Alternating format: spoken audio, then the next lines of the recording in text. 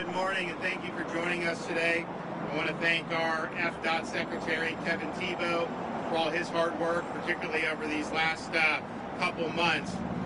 As we were engaged in this posture of fighting the coronavirus, obviously that impacted our economy in significant ways.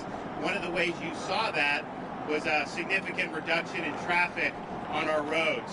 And you saw it in Central Florida, you saw it in other parts of the state. I viewed that as an opportunity for the state of Florida to get ahead on some of our transportation and infrastructure projects.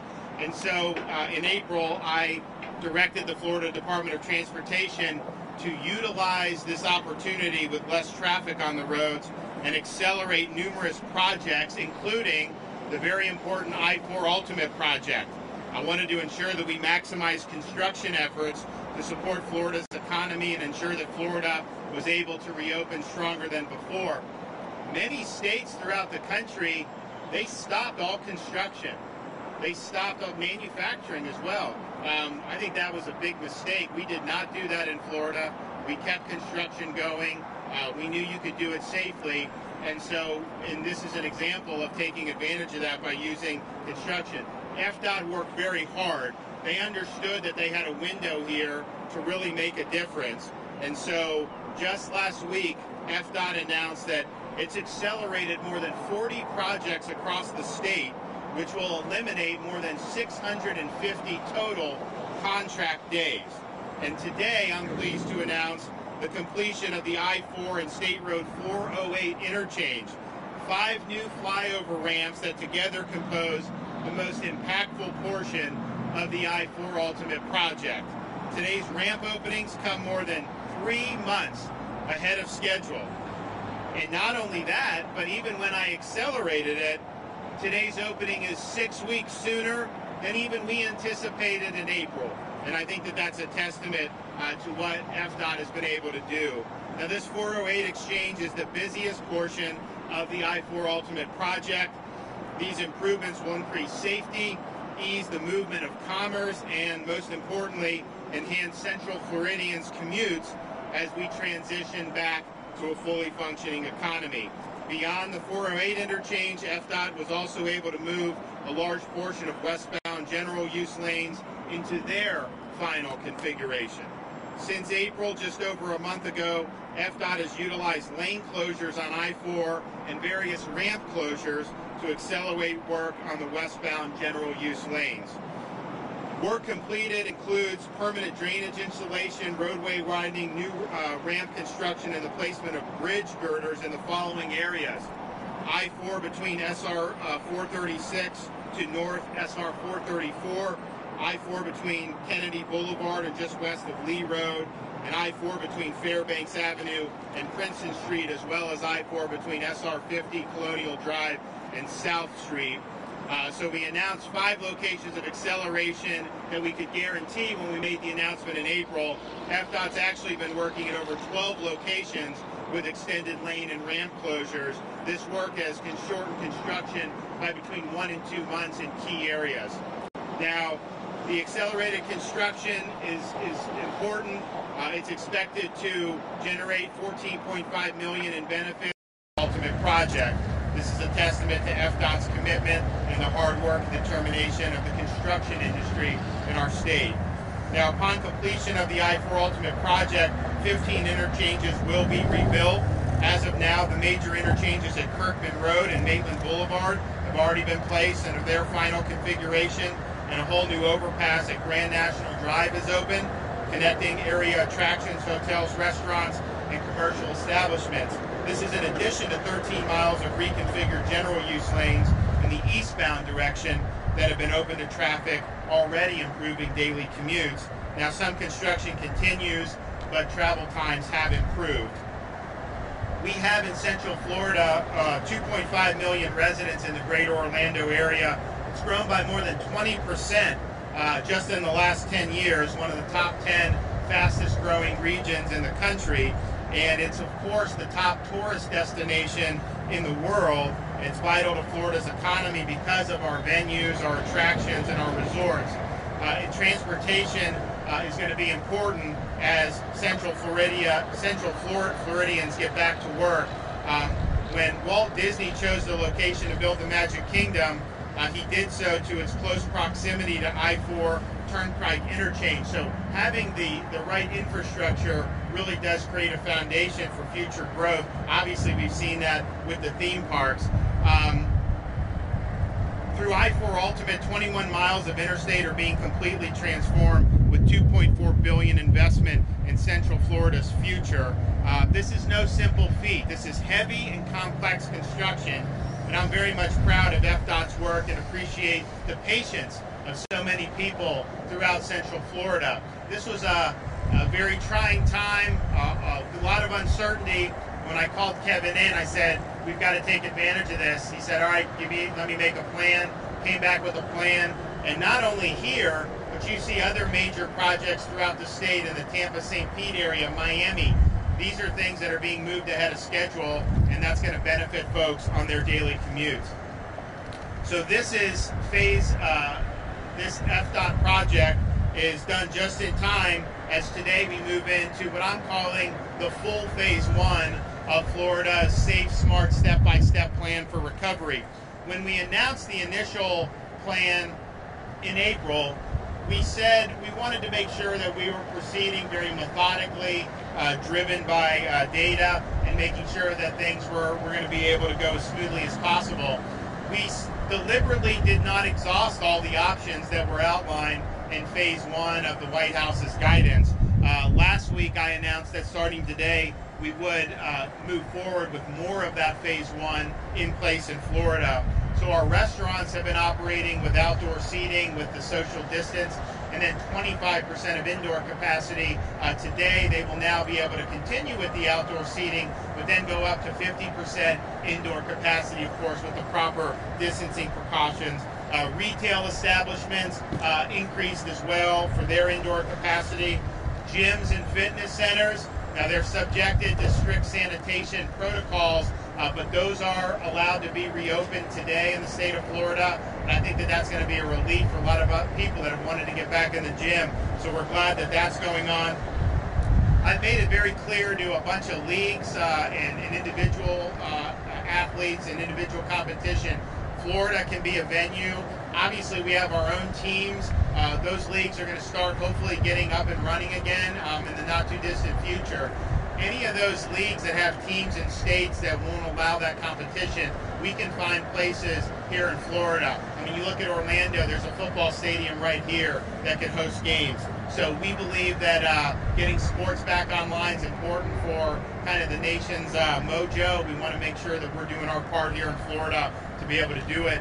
We also, in our announcement for this full phase one, have told our theme parks, submit plans for reopening, show us how you're going to keep staff and people safe, and then have the endorsement of the relevant local official or officials in your area, and we're happy to consider that as we go forward. When you open a theme park, it's not like you can just flip a switch and 3 days later do it. You know, they're going to need a lot of runway to be able to know a date certain. So I'm not saying this is going to happen tomorrow, but I think it is prudent to solicit these plans so that we know the direction that we're going. But I think you've already seen some theme parks in other parts of the world open, and I know we are going to get that done here. It's just a matter of at what time and what the schedule looks like. We also are telling the counties that these vacation rentals, if they have a plan and they want to submit, then we're happy to look at that as well. So what we're looking at in terms of phase one, if you look, those original phase one counties, the data has been very, very strong throughout this period. If you look, today's data that's going to be published today, statewide, there was out of 24,000 tests, about 700 new cases. That's a 3.27% positivity rate statewide. But if you look at those original phase one counties outside of the Miami and Fort Lauderdale area, that's about a 2.4% positivity rate. So that's very, very low. That's exactly what you want to see. The reports from yesterday, there were almost 30,000 test results that came in, almost 1,200 new cases. So that was a 4.23% positivity, which is very low. But then as we looked in the numbers, we saw Miami had 500 cases reported. and Miami at their peak at 500, but more recently had been about 150, and when they would go above that, it was usually because of the Homestead prison. So we thought maybe that was because of the prison outbreak. It turns out, of the 500 cases reported yesterday from Miami, 400 of them were backlog cases from 3 weeks ago, from April 24th. There was this test center not affiliated with the state who had been running tests, and they just now reported it. So I think Miami's trend has been good. Most of those cases, in fact 80% of them, were from 3 weeks ago that just now got reported. So it's important as you see this to look behind the numbers and identify. And I think what we've seen is when you see numbers in any county kind of go out of what they've been trending, it's usually a data dump with backlog tests, a prison outbreak, nursing home, or sometimes we'll have new test sites that pop up and then you see a surge and then it dies down. So we're monitoring that. We're continuing to do an awful lot with the long-term care facilities. I really view that as the tip of the spear going forward. I view it as a discrete problem. I don't think it means that you can't do things in society, but it does mean that we need to understand that those areas are still where the most vulnerable are at, and we need to continue to keep our eye on the ball there, and we will do that. I want to let Secretary Thibeault come up and say a few words, and then I'll have a few more things and be able to answer any questions.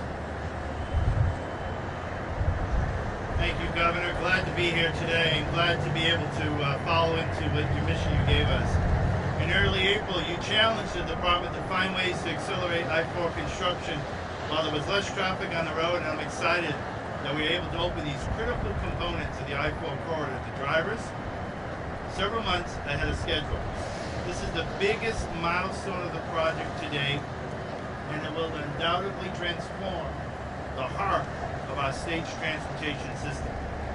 Just a few benefits of this transformation include each interchange ramp will now have its own access point, reducing congestion and rapid lane changes in critical decision areas, increased capacity in the area, especially on ramps, making it less likely for backups from ramps to occur onto the main line, removes the old trumpet exit that was there since the early 70s and required sudden slower exit speeds and a great amount of weaving.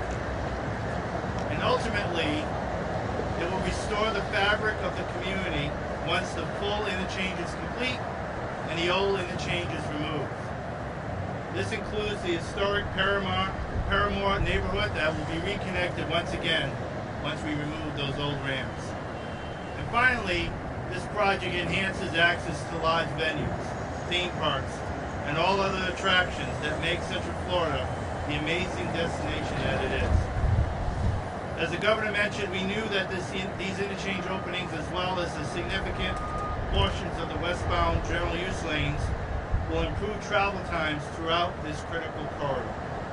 We anticipate this trend will further improve as the final section of the general use lanes, remaining interchanges, and managed lanes comes online. As we move forward toward full project completion, safety will still remain our top priority along the corridor, and coordination with all partners and stakeholders will certainly continue. Taking a moment about partnerships, this project has had several significant partners that has brought it all together from its onset. One of those is the important partnership we have with the Central Florida Expressway Authority, and we're very pleased to be able to work with them to deliver this project. Together, we've been working not in silos, but in a partnership to develop transportation solutions for the Central Florida community, and look forward to doing that. We also will continue our significant coordination efforts up and down the 21-mile corridor, which occurred since the very beginning in 2013, and includes working with numerous local governments, law enforcement agencies, and emergency responders to ensure the corridor has the most effective, efficient, and innovative measures to meet their needs. Finally, Governor, I know there are no two people more thrilled about today's event than you and me. I am grateful for your common sense approach to moving Florida forward during this unprecedented time, and we are proud to play a role in helping reopen Florida. We have always been committed to completing a safe corridor that also increases mobility to help people move people and goods across Central Florida and restores the community connectivity so important in today's world.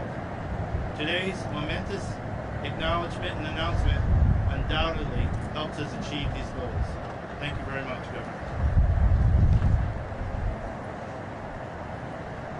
Well, we're really thrilled about this. I think to be able to expedite, and not only from what we had scheduled, but even once we said we wanted to expedite, having done it quicker than that is really, really good. And I think it just shows FDOT being able to really get the job done. So we're going to continue with that. And really, I'm just looking forward to helping bring us back. Obviously, we still have issues with public health. That's not going to go away, but I think we have a pathway to get Florida moving again. It is smart, it's safe, it is step by step. It's not just turning a switch. But I really believe that Central Florida can be a major driver in that, and having great infrastructure projects are part of it. And obviously, there's going to be a lot more that hopefully will happen over the next days, weeks, and months here. And with that, I'm going to take some questions. Yes, sir.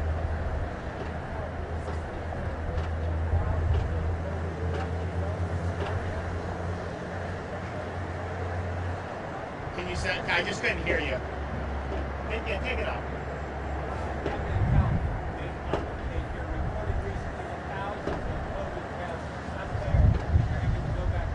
Yeah. So it hasn't been. So the question was about one of the healthcare systems reported that they had thousands of tests that they had sent to a lab, and basically I think the lab just got stuck in a warehouse. Now these tests have to be refrigerated, like the samples have to be refrigerated, properly cared for. This is not just like sending a piece of paper. And so apparently what happened was they figured out that this lab, I think it was in Texas, just let the samples be spoiled. So they had thousands of samples. That was not from any of Florida's test sites.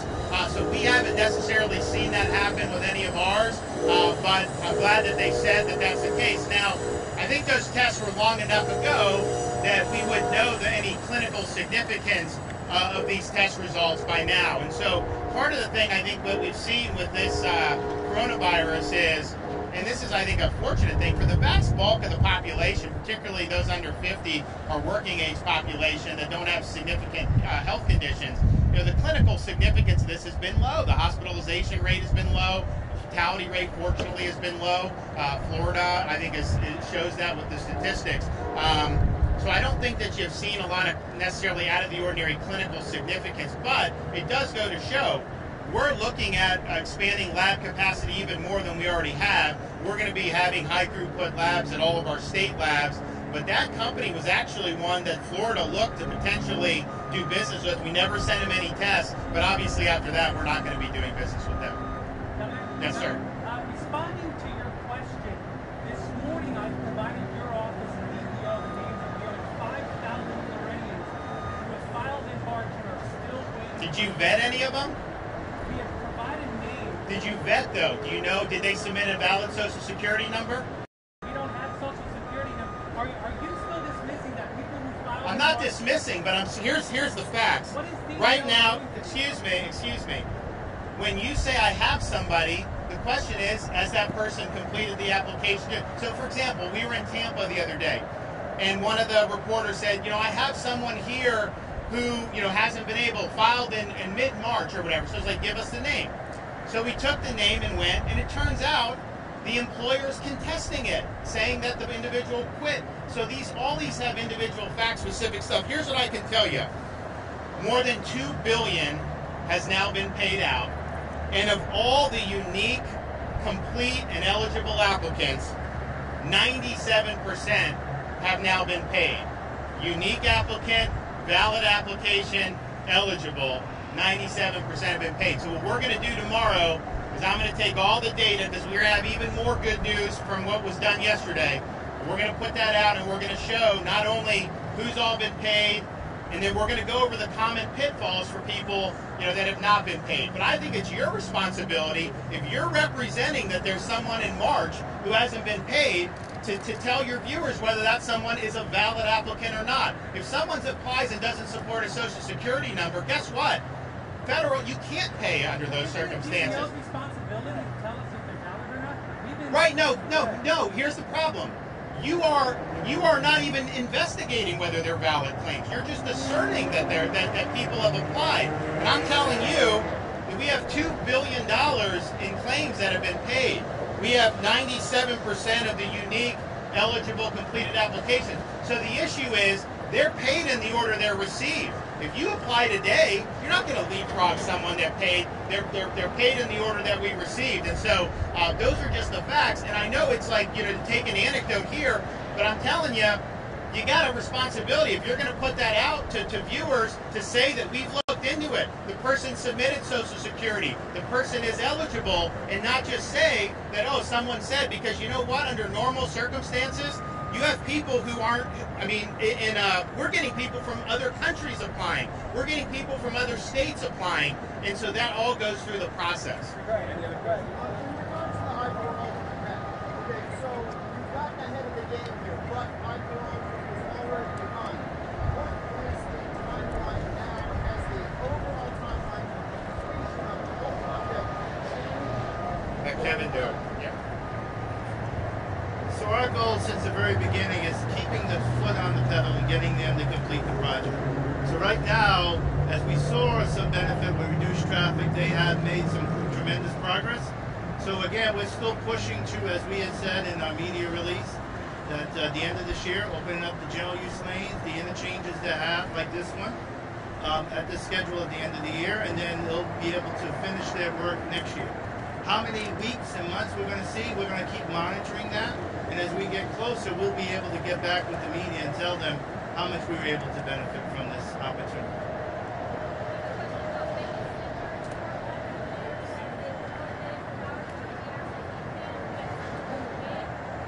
So South Florida, as you know, when we did phase one, we viewed South Florida a little differently. They're on a different schedule. So they submitted to me last week plans for their, kind of phase one. And their plans did not include the gym. So they're allowed to do it if they want, but I approved their plans as is. So if they decide they want to do the gyms, they can do it. But we've worked with them throughout and really been collaborative.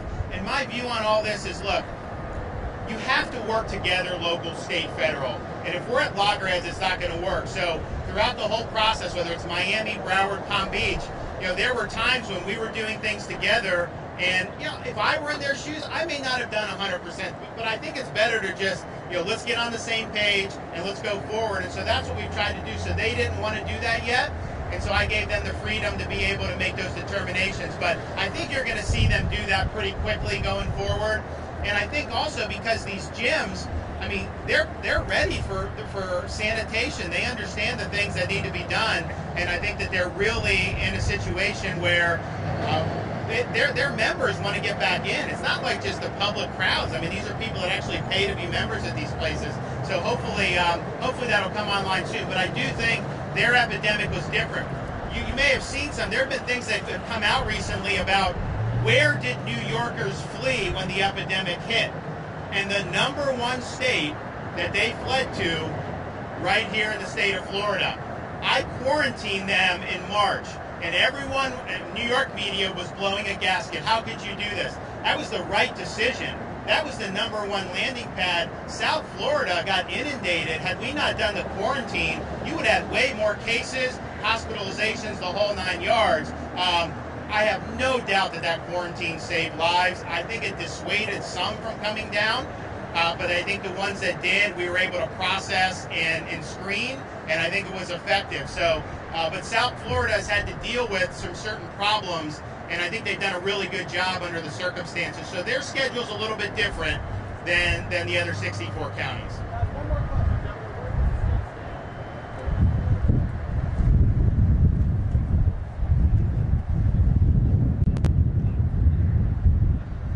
Well, so what I said from the beginning is I'm not a doctor. I've had physicians say they've had positive clinical results, and I think a lot of it is if you give it to someone that's critically ill, it certainly ain't going to help. It's too late. If you do it early, they think it could help. So I said, okay, if you guys think it could help, I talked to the president, we got supplies from India, I got some other, pushed it out. If they want to use it, they can use it. If they don't, they don't. But it wasn't anything that we ever endorsed per se. But I actually still think you have physicians in Florida who are using it, and I think you do have some that think it's had some benefit. But it seems like it's only beneficial if you get it early enough in the onset of the disease. Once somebody is really critically ill and on a ventilator, it's not clear that that's the case. Now, we've also put out this the new drug that just came out from FDA. What's the name of it? I forget. There's so many of these things. But that came out, and that has mixed reviews too. And so we got a shipment. We're putting it out. Hospitals can request for people that are on ventilators or in the intensive care unit, and they can use it as they see fit. I think, remdesivir. And remdesivir has mixed reviews. And some doctors think it'd be helpful, some don't.